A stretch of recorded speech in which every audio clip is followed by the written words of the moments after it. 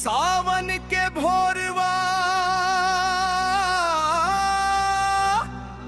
उठेला मनवा, कांधे पे कांवर चालेला पगवा।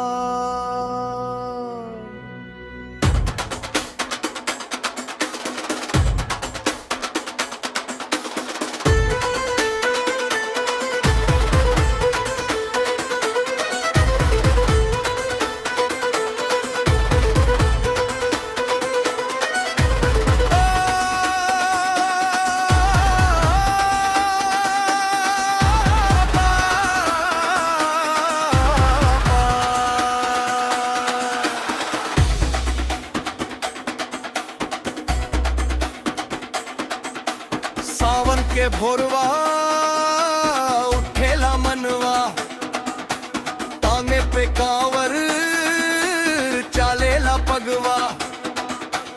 गंगा जल हाथे आँख में उजास बा, भोले के भजन में सबके विश्वास बा। हर डगर पे बाबा साथे चल गई है, अकल जियरा के जोर गई है। धूप बरखा में न टूटे हिम्मत हो, देवघर के राह में मिलेला राहत हो। बोल दा जोर से जय शंकर, मन के खोल दा हर एक डर। सावन आयल बारंग चढ़े, भोले के नाम में दुख सब हटे। बोल बम गूंजे देवा घर धाम।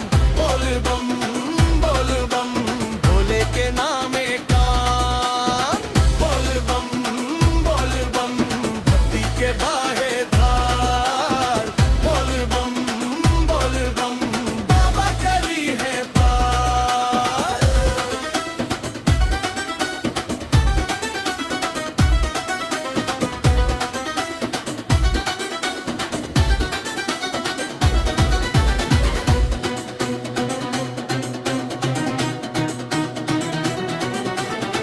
कांवरिया तोली नाचे सड़किया, हर हर महादेव बोलत सबू गैया।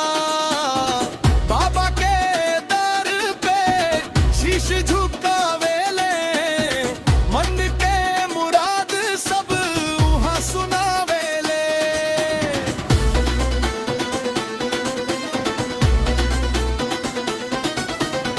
डमरू के ताल पर पाँव थिरके रे, हर दुख के बोझा आज उतर के रे।